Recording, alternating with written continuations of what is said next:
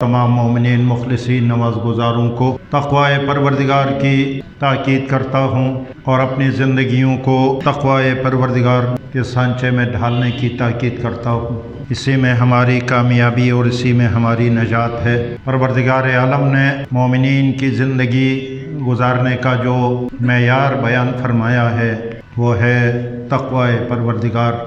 उसी तक़वा के ज़ेर साया जो भी आमाल अंजाम पाएंगे अल्लाह की बारगाह में वो कबूल है। दुनिया में ज़िंदगी गुजारने के बहुत से क़वानीन आज बने हुए हैं। हर कौम अपने लिए कोई न कोई मेयार ज़िंदगी अपने लिए बनाई हुई है, लेकिन इन सब के मुकाबले में परवरदिगार आलम ने जो निज़ाम बनाया है ज़िंदगी गुजारने का वो निज़ाम तक़वा है। कानून तक़वा परवरदिगार ने बनाया। हम मुसलमान होने के नाते से ज़ाहिर है अपने परवरदिगार और अपने खालिक व मालिक के बताए हुए उसूलों पर अपनी ज़िंदगी गुजारेंगे।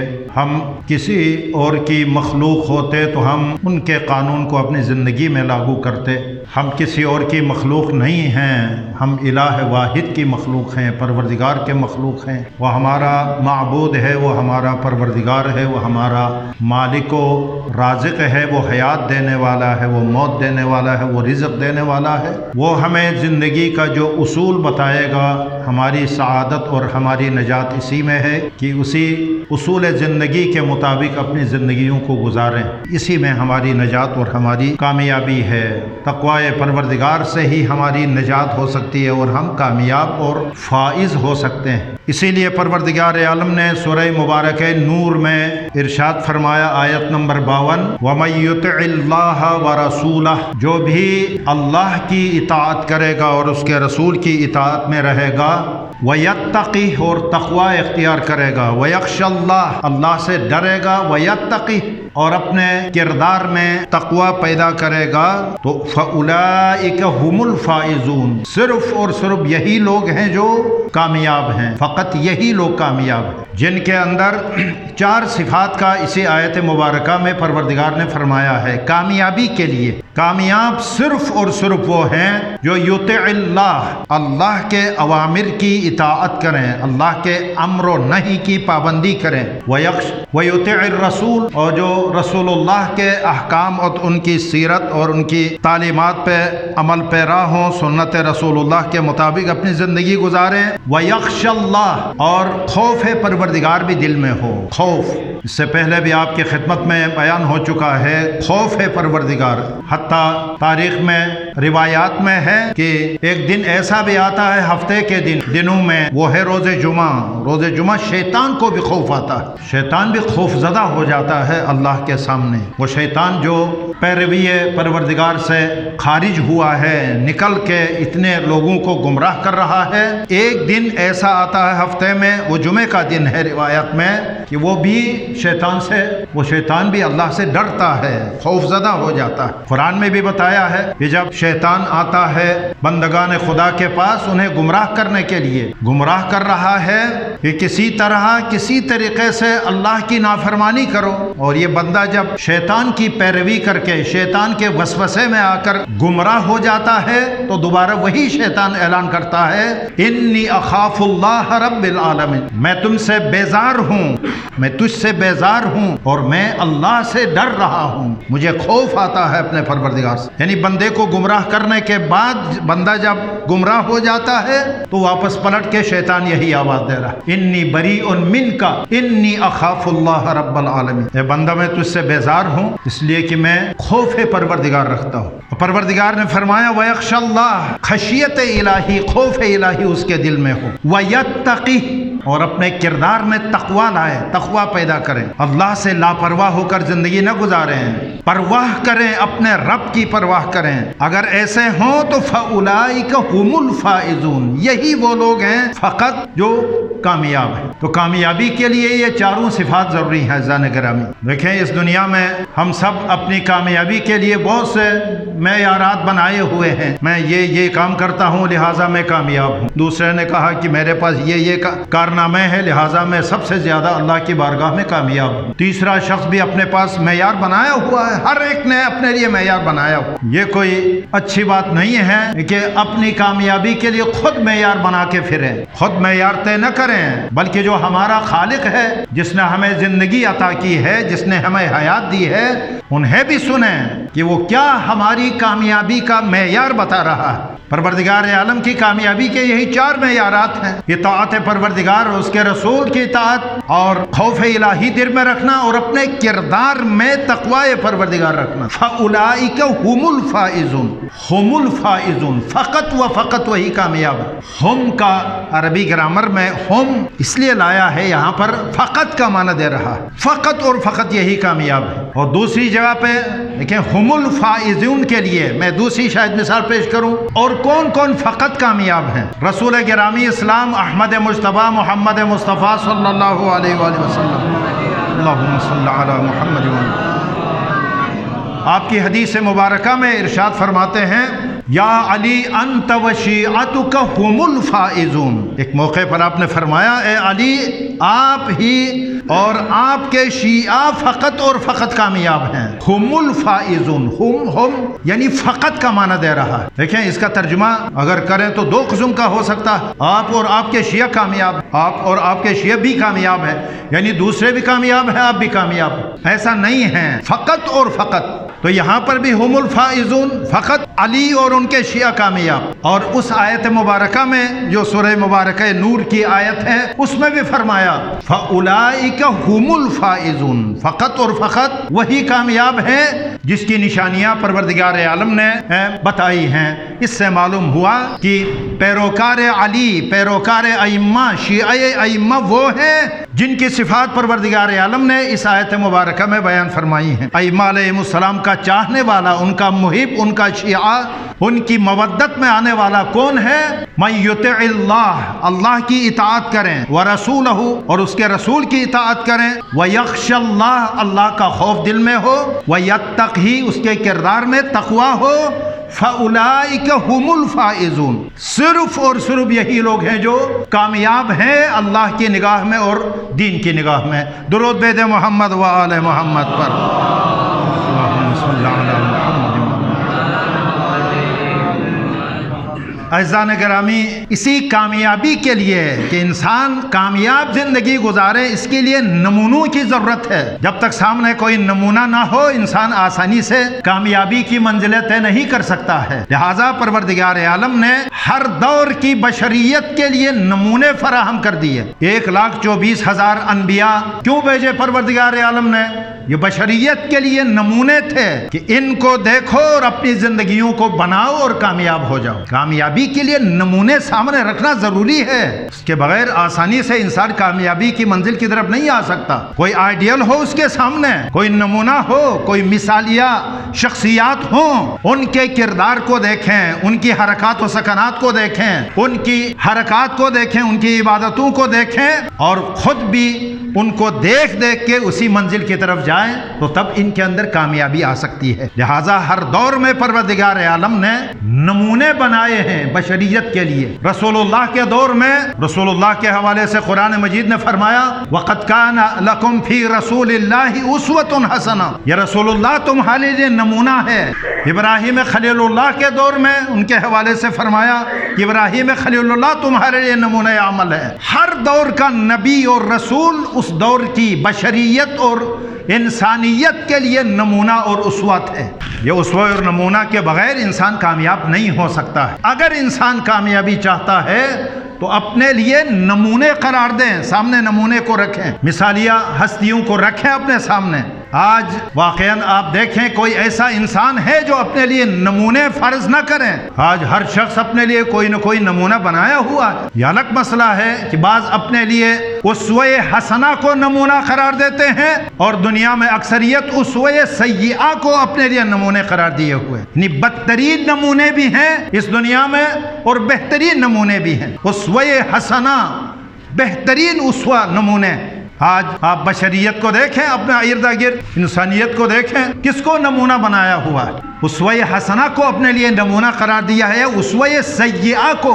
اگر سب کے سب اسوہ حسنہ کو نمونہ قرار دیتے تو آج بشریت کی یہ حالت نہ ہوتی، آج انسانیت کی یہ حالت نہ ہوتی، آج مسلمانوں کی یہ حالت نہ ہوتی۔ یہ جو حالات ہیں مسلمانوں کے لیے، انسانیت کے لیے، یہ کہاں سے پیدا ہو گئی؟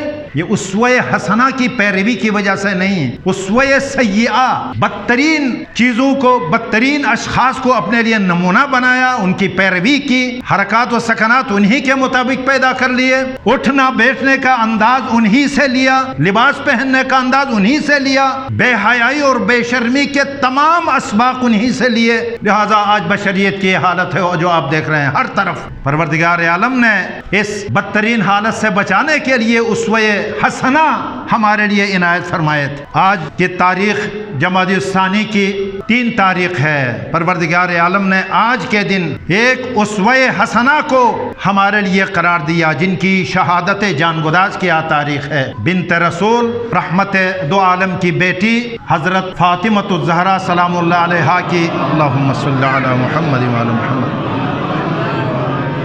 آج شہادت کی تاریخ ہے۔ بعض روایات میں چونکہ 13 جمادی الاولیٰ کی روایت بھی تھی، اس میں بھی ہم نے سید کونین کے حوالے سے ذکر کیا، اور آج 3 جمادی الثانی کی بھی روایات ہیں۔ آج ہی کی تاریخ ہے سید کونین کی شہادت کے حوالے۔ اس ہستی کو بھی پروردگار عالم نے بشریت کے لیے، مرد و خواتین سب کے لیے نمونہ عمل بنایا، اور مخصوصاً خواتین اسلام مومنات کے لیے ایک نمونہ بنا کر پروردگار عالم نے پیش کیا ہے۔ اسوہ حسنہ نہ فقط عام بشریت کے لیے بلکہ حجت پروردگار بارہویں امام عجل اللہ تعالی فرجہ الشریف کے ارشاد گرامی کے مطابق فرمایا، ہمارے لیے ہماری جدہ اسوہ حسنہ ہیں، ہم ائمہ دین تمام انسانوں کے لیے اسوہ ہیں، نمونہ عمل ہیں، لیکن ہمارے لیے ہماری جدہ نمونہ عمل ہیں اور اسوہ ہیں۔ آپ اندازہ کریں کتنی عظیم ہستی ہے، کائنات عالم ہدایت پاتی ہے ائمہ دین سے، ہمارے اماموں سے، ساری دنیا فخر کر رہی ہے اس امامت کے اوپر، ان اماموں کے سلسلے کے اوپر، اور دین کی ہدایت انہی ائمہ دین سے ملی ہے، دین کی پیروی انہی کو دیکھ کر ہم نے کی ہے۔ ایسے معصومین بارگاہ پروردگار میں اتنی عظیم ہستیاں، اتنی بافضیلت ہستیاں، با کرامت، با کمال ہستیاں، اور وہ ہستیاں ارشاد فرماتی ہیں ہم بشریت کے لیے نمونہ ہے، اور ہماری جد ماجدہ ہمارے لیے نمونہ عمل، تمام بشریت کے لیے نمونہ عمل، حتیٰ ہادیان برحق کے لیے نمونہ عمل۔ آپ اندازہ کریں اس ہستی کی عظمت کا، کون اندازہ کر سکتا ہے؟ عقل انسانی مبہوت ہے، لاچار ہے، عقل ان کی عظمت تک پہنچ جائے ناممکن ہے، لیکن بہرحال تذکرہ تو کرنا ہے۔ ایسا نہیں ہے کہ ہماری عقل مبہوت ہو جاتی ہے اس منزل پر آ کر تو ان کا ذکر چھوڑ دے، نہیں، ہماری عقل میں نہیں سما سکتی ہے، لہذا نہیں۔ بہرحال نمونہ ہے ہمارے لیے، تو کس کس چیز میں نمونہ ہے وہ ہمیں معلوم تو ہونی چاہیے۔ عزیزان گرامی دیکھیں، ہر خاتون ہونے کے حوالے سے 3 مراحل سے گزرتی ہیں، ہر خاتون کے سامنے 3 مراحل ہیں۔ اگر وہ خاتون حیات کے بعد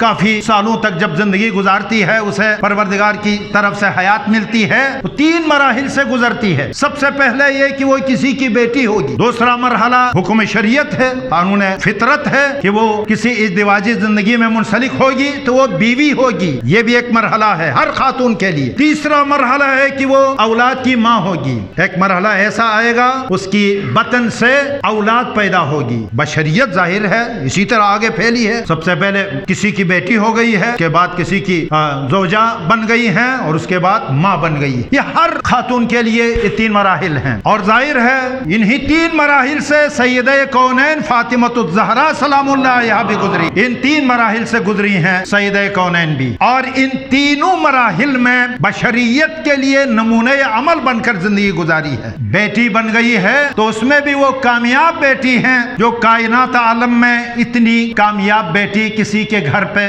کسی کی بیٹی نہیں گزری ہے۔ آپ اندازہ کریں، بیٹی بن کے آئی ہے کس کے گھر میں؟ نبوت کے گھر میں، نبی مرسل کے گھر میں، ایسے باپ کے گھر میں آئی ہے جو 1,24,000 انبیاء کے سید و سردار تھے، ان کے گھر میں ان کی بیٹی بن کر آئی ہے۔ ظاہر ہے باپ کا معیار اتنا بلند ہے، باپ کی منزلت اتنی بلند ہے، تو اسی معیار کے مطابق بیٹی بھی بلند ہونی چاہیے، اور ایسی بلندی سے آپ نے اس بیت نبوت و رسالت میں زندگی گزاری ہے کہ باپ کو یہ کہنا پڑا فاطمہ تو ام ابیہا، فاطمہ تو اپنے باپ کی بھی ماں ہیں۔ عزیزان گرامی، آسانی سے یہ لقب نہیں مل سکتا ہے، ہم اپنی بیٹیوں کو بیٹی تو کہہ سکتے ہیں، ماں کہیں، اگر ہم کہیں تو بھی معمولی معیارات کے مطابق، جب رسول یہ کہیں گے تو وہ معیار کوئی معمولی نہیں ہوگا، ایسے معیار پر آئی ہیں تو تب باپ نے کہا ہے۔ رسول رحمت نے فرمایا ہے کہ فاطمہ تو ام ابیہا، وہ تو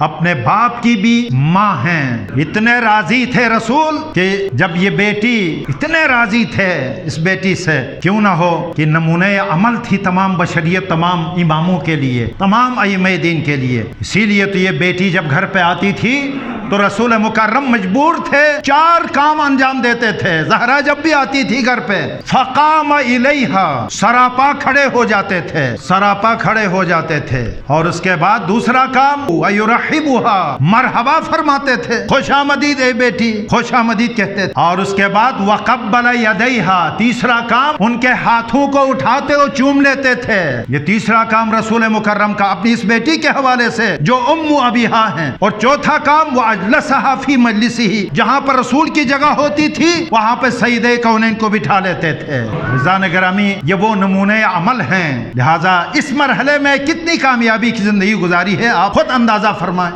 رسول مکرم کی اتنی احترامانہ انداز، ان کے ساتھ محترمانہ انداز میں پیش آنا، یہ خود بتا رہا ہے کہ یہ باپ کے گھر پہ کامیاب زندگی گزارنے والی بیٹی تھی۔ باپ کے گھر پہ بیٹی ہونے کے حوالے سے یہ کامیابیاں بہت سی ہیں، مثالیں میں اس مدت میں کہاں تک وہ بیان۔ اور دوسرے مرحلے میں ظاہر ہے جب بیت رسالت سے بیت امامت میں تشریف رکھتی ہیں تو وہاں پر بھی کامیاب کی زندگی گزار رہی ہیں۔ علی کی زوجہ بن کر ایسی زندگی گزاری کہ کائنات عالم میں زوجین کے لیے نمونہ عمل بن گئے۔ ایک مرحلے میں بھی علی کو غضبناک نہیں کیا پوری زندگی میں۔ ہے کوئی دنیا میں ایسا جو ایک مرتبہ بھی اپنی بیوی سے ناراض نہ ہو یا بیوی شوہر سے ناراض نہ ہو؟ لیکن علی مرتضیٰ کا یہ واضح اعلان ہے، ما اغضبتنی ولا اغضبتها، میں نے پوری زندگی میں ایک مرتبہ بھی فاطمہ کو ناراض نہیں کیا اور نہ انہوں نے مجھے ناراض کیا۔ یہ ہے پاکیزہ زندگی، یہ ہے طیب و طاہر زندگی۔ ایک مرتبہ، کئی مرتبہ ایسا ہوا ظاہر کے گھر پہ کوئی کھانے کی چیزیں نہیں ہوتی تھی، 2 دن 3 دن بھوکے رہتے تھے۔